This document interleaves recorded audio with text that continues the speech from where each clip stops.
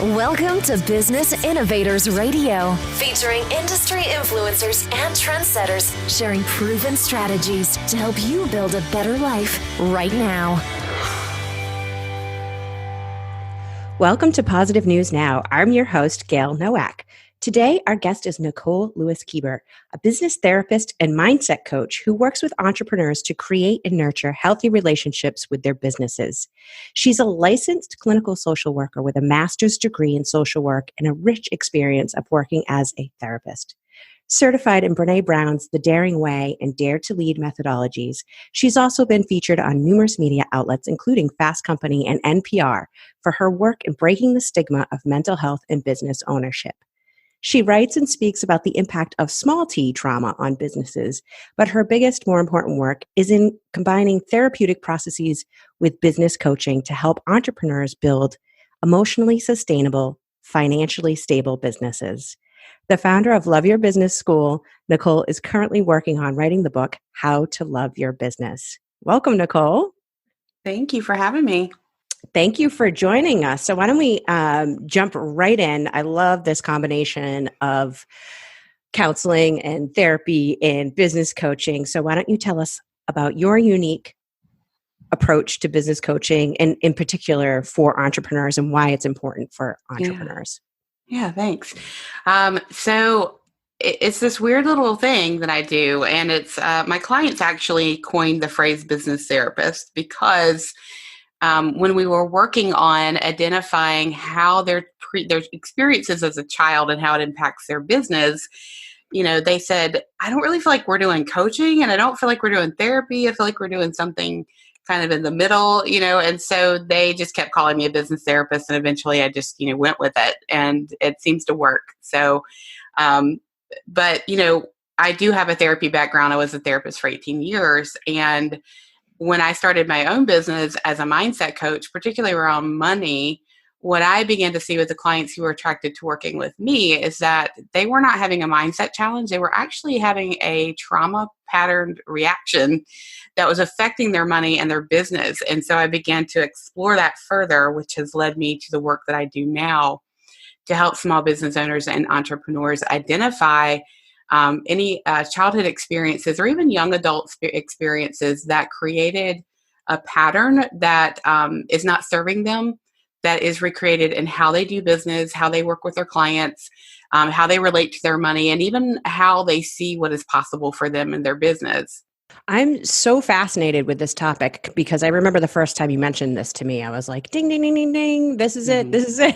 I had a very visceral response to this idea of the connection between wounds and trauma in childhood and how that impacts business, relationships, money, all of that in adulthood. And I think that it's I really feel like you're on the cusp of something that is truly needed, but also like a big shift, I think, for humanity. And I know that you have this other phrase that you've coined about inner kiddo, and I would love for you to elaborate on that, specifically in the framework of the inner kiddo in your business. Right. So this is kind of how, things work. First of all, we kind of have to identify, and you kind of back up and say, what is trauma and what is it isn't, point. Right? Yep. So as a society, we look at trauma as what we call big T traumas, which are like, violence or catastrophic illness or, PTSD, or as we tend to only look at trauma in those big terms, those big events. And those are, traumatic events, but there are also other types of trauma. And one of the things that I speak to is small t trauma, which is cumulative experiences that we have over our childhood that changes how we see ourselves. It changes how we see what's possible for ourselves and how we value ourselves. And that can be getting bullied at school. It can be by having a single parent who's never home and you're always alone. Kind of taking care of yourself, being a parent to yourself early. It can be a lot of different things. And I think a lot of people will look at that and just say, well, that's just none of us got out of childhood unscathed, right? And they minimize that impact on their lives because we don't give it the definition of trauma, which is what it is.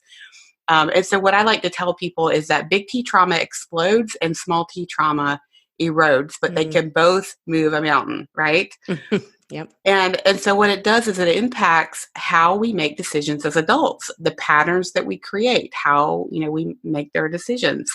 And to think if you start a business that those things would not come with you into this thing that you're creating, it's kind of silly, but people are not looking for trauma in their business. They think that we kind of drop our baggage at the door when we start a business and it becomes all about strategies, marketing, and spreadsheets.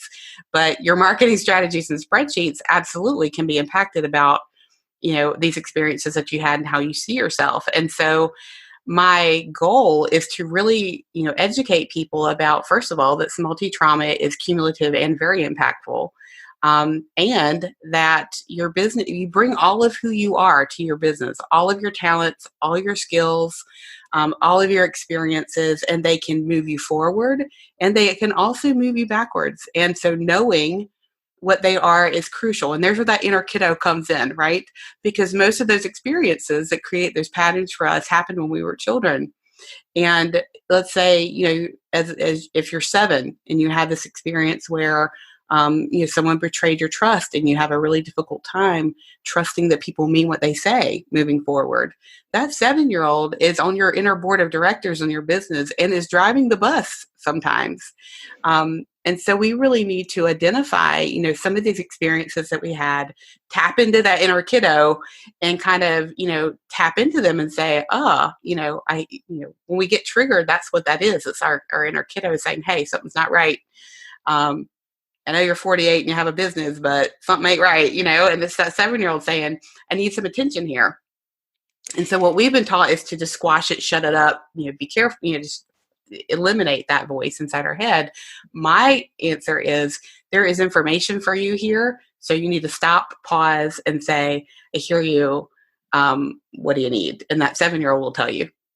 I'm so glad that you clarified that because that was going to be my next question because it's not just, I think some people may have the perception of like, oh, that's that's my inner child having a tantrum. And I love that you said, well, there's information for your adult personality too from that inner child. So, and I would imagine that for your clients, like just having that knowledge of like, oh, I can actually listen, like I can listen and learn from this versus I have to repress what's coming up for me. That must be a huge relief. Just that is because I believe, this is my theory, that the inner critic is the protector of our inner kiddos. And so when that inner critic pops up and we shut it down and try and kill it, eviscerate it or whatever, we lose the opportunity to understand that there's some information here that we need. And so I always say, you have this inner board of directors. I did this keynote that was Inner Kiddo to CEO. We talked about your inner board of directors are those kiddos. And we need to hear them out and we need to give them a job or dismiss them from the room. And a lot of times they want to be dismissed. They just didn't know they could be because they're kids. Kids are black and white, right? They stick and stay. Or they might have a job that they could do within your business that would be really geared towards their creativity or their tenacity or their rebelliousness. But when we can tap into that, as opposed to feeling bad about having that feeling, judging ourselves for being triggered, wanting to squash that voice and just, repress, so much more self-awareness, self-compassion, skill building, pattern disruption can happen. And it's a beautiful thing to see because what happens then is that we're more compassionate with ourselves. We're more compassionate with other people because we can kind of see their inner kiddos too.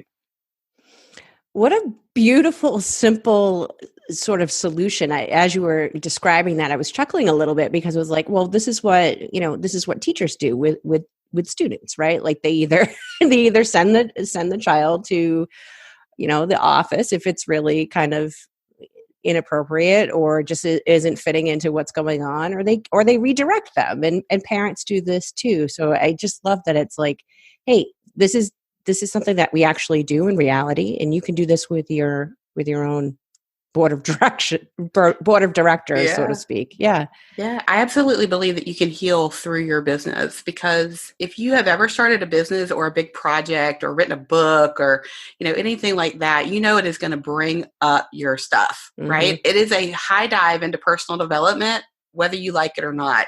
So why not use it as a vehicle to get to know yourself better, heal some things and integrate some of these processes so that you're a healthier, more self-compassionate person and have a business that, thrives and doesn't feel punitive.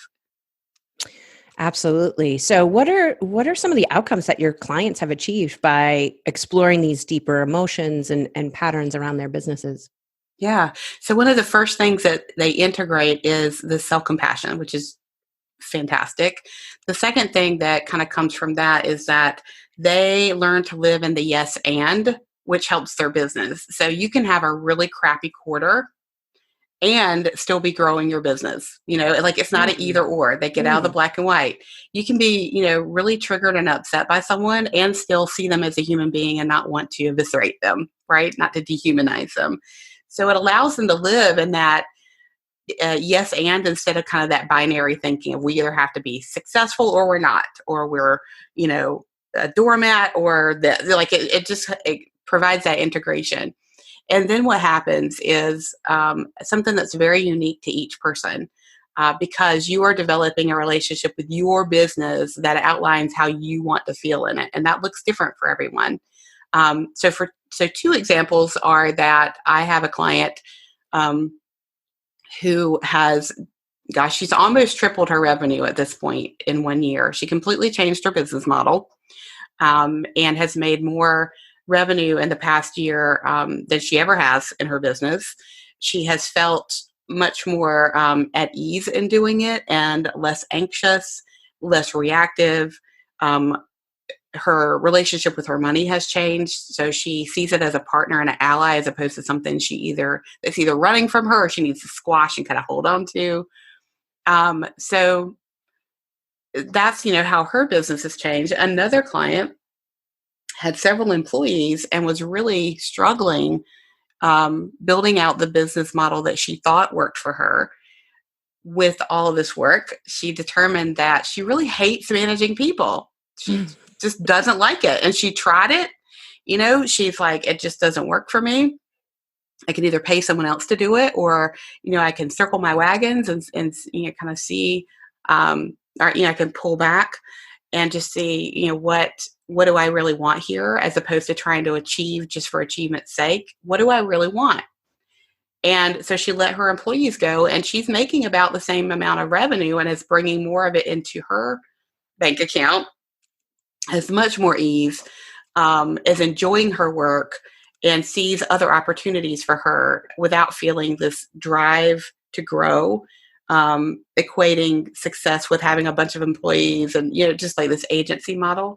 So for her, it looked very different. So for each person, the outcome looks different. What would be some of the myths that either your clients or just entrepreneurs in general have about the connection between mindset and emotions and business? Because you very briefly mentioned strategy kind of off the cuff, and we have not talked about it ever since. And yet I just feel like a lot of the things that you're touching upon really can impact definitely someone's business, but their life overall, and their happiness and peace around life and business. Yeah. So why would anybody hold back from, trying to get that inner peace and get that sort of alignment? Stigma, first of all, because they don't recognize it as a trauma that needs to be attended to, because we as a society minimize those experiences. We minimize emotions. We minimize, people who say, hey, this thing happened to me and it's still impacting me. They'll just say, get over it, or suck it up, or, you're weak, or whatever that may be. So we don't make a lot of room for that for people. Mm-hmm. So there's that stigma piece. There's that fear of, I don't want to dwell on the past. And so there's this booming mindset business, where people just say, just, shift your mindset, just do this, just do that. And the problem with that is that a lot of people who have experienced, these traumatic events, that they're not attending to because they don't see them as trauma. They just see them as, this experience I had when I was a kid, I just need to suck it up. Mindset tricks don't work for people who have had some kind of trauma because you have to be open to it and you have to trust the process. And if you've had trauma, trust is really hard to come by. So what I was seeing is a lot of people, were attempting to do mindset work around trauma, and then they were feeling even worse about themselves because these just change your mindset tactics and tools weren't working for them. Wow. And so again, mindset was being used as a weapon. Well, just change your mindset. What's wrong with you? You need to be positive. You need to have an abundant mindset. And it was just one more thing for them to feel bad about. So the help that they were looking for is kind of tricky. So it's just, and again, I see people talking about burnout right now. There's some really big name people in business right now that are talking about their burnout. And I just want to scream to the rooftops. You don't have to burn out if you will give yourself the chance to say, yeah, perhaps some of the things that are not working out for me in my business, or if I'm feeling really beat up and battered by it or out of control, or I'm feeling triggered by this person, that person, that there are some things that you could look at here that are going to help you as opposed to single you out. Because let's be honest, people who are entrepreneurs, childhood trauma creates a lot of entrepreneurs. It creates an amazing skill set and desire to be entrepreneurial. And so it doesn't surprise me when I see these highly entrepreneurial people hitting their wall and either burning down their business or burning out or doing something really dramatic because they never really attended to their emotional well-being in their business, because we aren't taught to do that. No one is looking for childhood trauma in their business. Are there any signs or symptoms that the listeners could sort of be on the lookout or be aware of to know that they might need to work with somebody like you, or they might need to address this in a different way than what they might expect? Yeah. Well, I just first of all want to say me too, right? Because I was a therapist. I had been in therapy, and the reason that this work has come to bubble up to the surface was because I had my own experience with this about 2 years into my business, where I recognized that I was using my business as a tool of self-abuse. Who knew that? And that I was recreating, a really kind of gnarly relationship with my business in a way where my business was the tool for, feeling bad about myself. So, if a therapist who's been someone who's been a therapist and been in therapy and really understands trauma cannot see this coming, it's okay. Just, Right. Be kind to yourself, right? Because we're not looking for it. And, as you said, like they say, new level, new devil, right? So each time we expand our business, each time we see beyond what we thought we could do, it brings up stuff, and it's supposed to. That's just kind of how it works. That's how we are as human beings. So I always ask people, when they kind of look at me with blank eyes after I talk about this topic with a lot of people, it's a very shocking topic. I know it can be very disorienting. And so what I always say to them is think about your business as if it was a person or an entity of some kind. And how do you feel about it? When you think about your business, tell me, how do you feel about it if it was a person? And start to kind of like drill down on, where have you felt this way before in your life? What kind of relationship in your life has felt this way before? And a lot of times people will say, oh my God, my business is my father. I could do nothing right. He was so demanding. If it wasn't more, it wasn't enough. And there was never a threshold of what more actually, what enough was enough. And so a lot of times people, when you ask them what who their business might be as a relationship, it gives them the opportunity to start look at some of those patterns.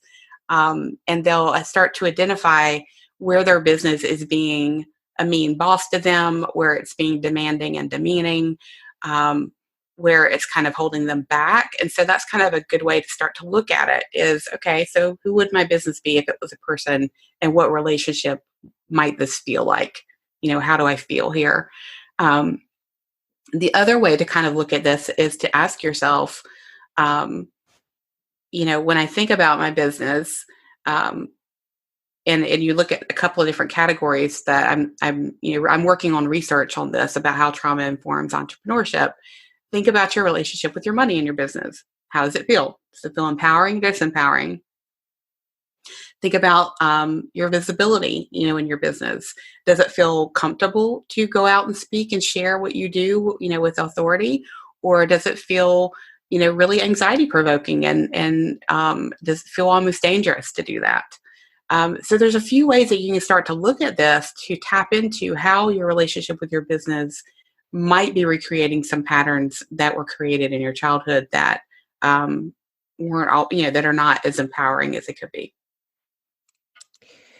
What I find fascinating about your approach too is that there's no judgment. It's kind of like, okay, so let's acknowledge that these feelings are coming up, and instead of immediately deciding, oh, this is good, this is bad, it's more like, oh, well, what is this trying to tell me? Mm-hmm. Yeah, there's no and that's just what's so beautiful about this. I'm glad you picked up on that. This is a judgment-free zone. And this is not even a blame mommy and daddy zone. I tell my clients, I'm like, this is not about blaming your parents. This is about extracting information to help you disrupt a pattern. Right. Because we are human beings. These are how these patterns get put in place. And when we can get clear about them without judgment, we can disrupt that pattern. So it's just information, and you can use it how you want. I'm glad you brought that up because I want to go just a little bit deeper into that, the blame game, and kind of what you were touching on before when we were talking about what would hold people back. I think one of the things that you had mentioned is that people don't want to revisit the past, and they don't want to necessarily get stuck there. Mm-hmm. And so what I'm hearing from you is that it's really not about getting stuck there. It's just about acknowledging and then applying that information on how to move forward. Yeah, because It's already happening. Right. Our behaviors, our thoughts, our decisions are already being informed by that information. So whether you look at it or not, it's still happening. And so it is better to look at it in a non-judgment way, and in a way that you can use it as information to help you maybe heal something that needs to be there, set a boundary, see yourself differently, ask for what you need, and whatever that may be, because it's coming out sideways, whether you address it or not. We see people every day, where they're like, oh, they got something going on. And it's because it's coming out sideways. And we don't want that. We want you to direct it. We want you to partner with it. Even tap into the skill set, because, I mentioned those entrepreneurs earlier that are highly entrepreneurial because of their experiences. Oh my gosh, there's so much skill and gift in those experiences for them. Right. So you touched on very briefly a little bit about your business and how things were going kind of a couple of years into it. But what is it that inspired you to get into therapy in the first place, but then also to shift and bring your business to where it is today? Mm-hmm. So I was, I always joke that therapists are therapists for a reason. So, because we're curious about people and why they do the things they do. Mm-hmm. So, I grew up in a household where, there was emotional and physical abuse. And so I also had a learning disability in school, which made me feel like the other all the time, made me feel like I was behind all the time. It really informed how I saw myself and my abilities. And so that learning disability, I would consider to, under the category of a small T trauma that really cumulatively informed who and how I saw myself, and took me off the path I might have originally been on, because it changed things for me. So being someone who's curious about human behavior and already, kind of being in my own struggles, um, I began to be that person that people tell their problems to, and always the one to read the first personal development book or whatever it was. And it really led me to want to understand, which is how and why I ended up going to school to be a therapist, and ended up getting a master's degree in social work, so that I could have a clinical practice. And so about after 18 years of working as a therapist, because I had not learned the things I teach my clients now around boundaries and around knowing your story and why it informs what you do now, I burnt out. It was about, 18 years in, I was done. I was having physical issues.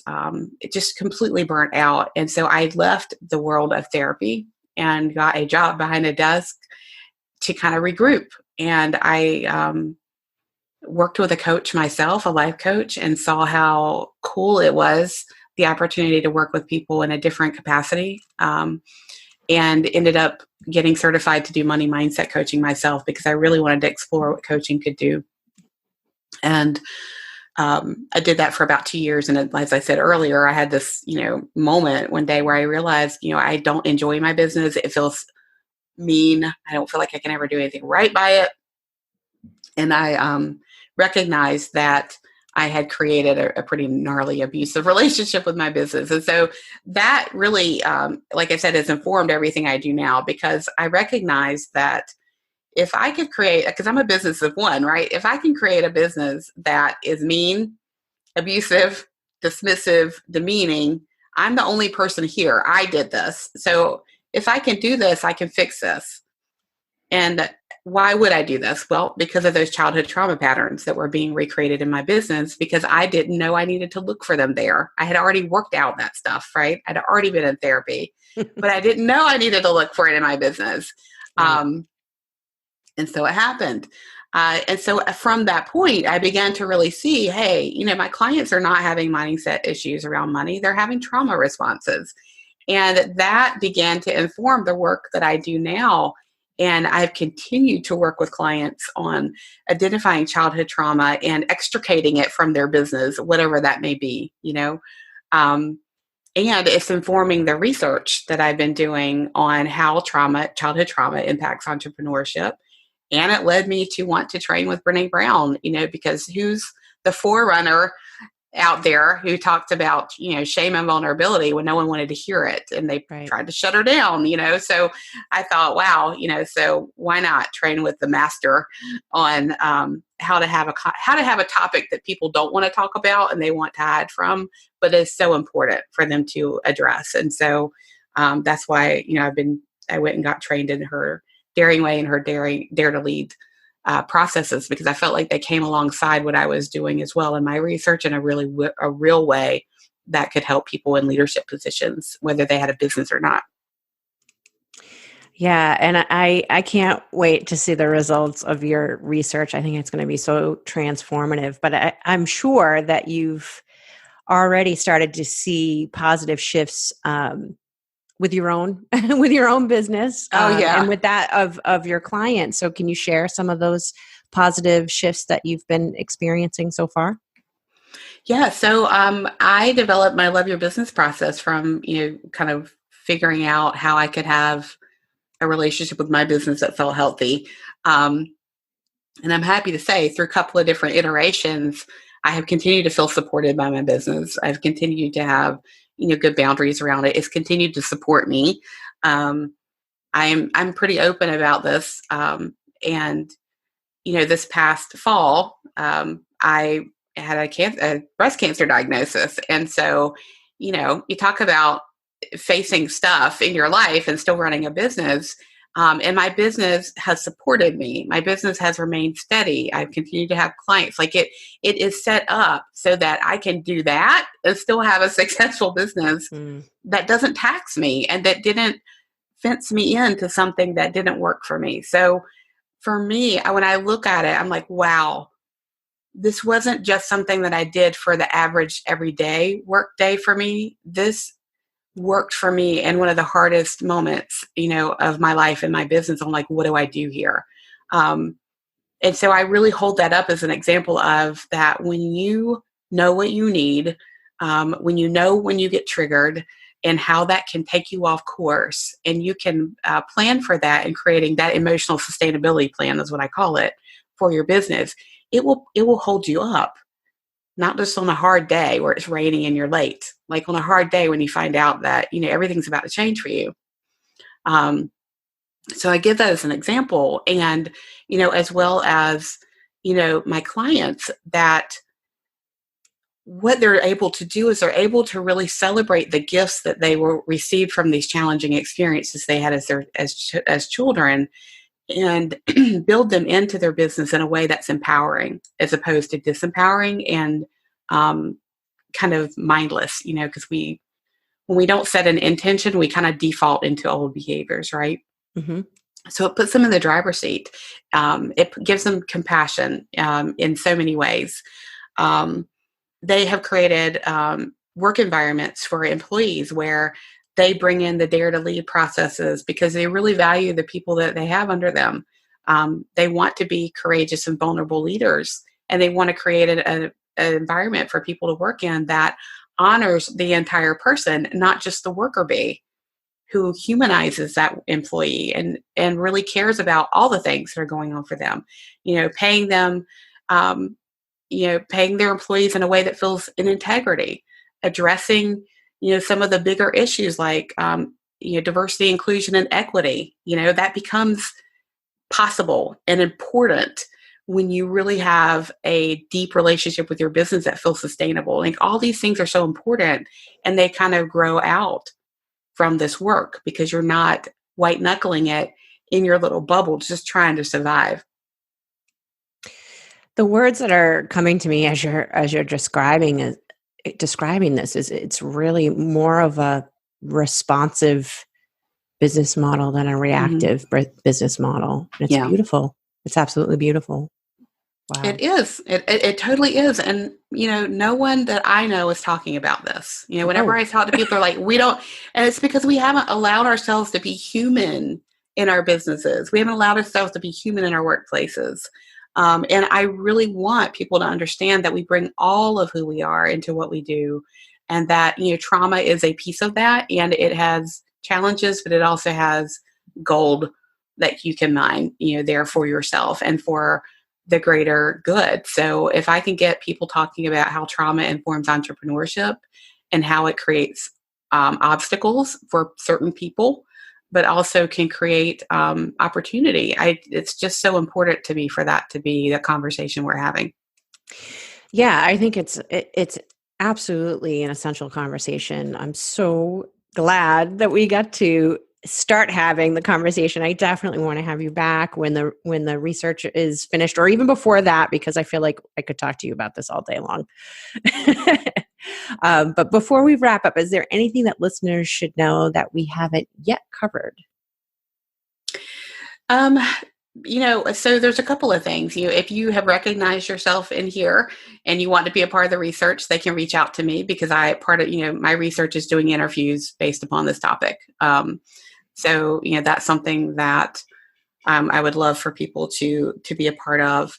And if you've recognized yourself here, I just want you just to give yourself a big, deep breath and some love and compassion, and know that you are in great company. And that just does not have to be a deterrent. It does not have to be something else that you feel bad about. It is simply something to begin to explore in your humanness, and just, be kind to yourself. Just be kind to yourself. And because, we're in your corner, and it's going to be fine. I love it. Nicole, how can folks find out more about you? Yeah. So they can go to my website, which is nicole.lewis-keeber.com.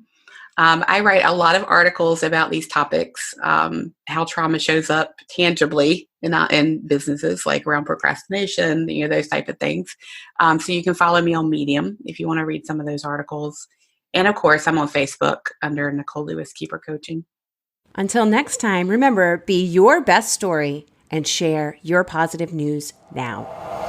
Thanks for listening to Business Innovators Radio. To hear all episodes featuring leading industry influencers and trendsetters, visit us online at businessinnovatorsradio.com today.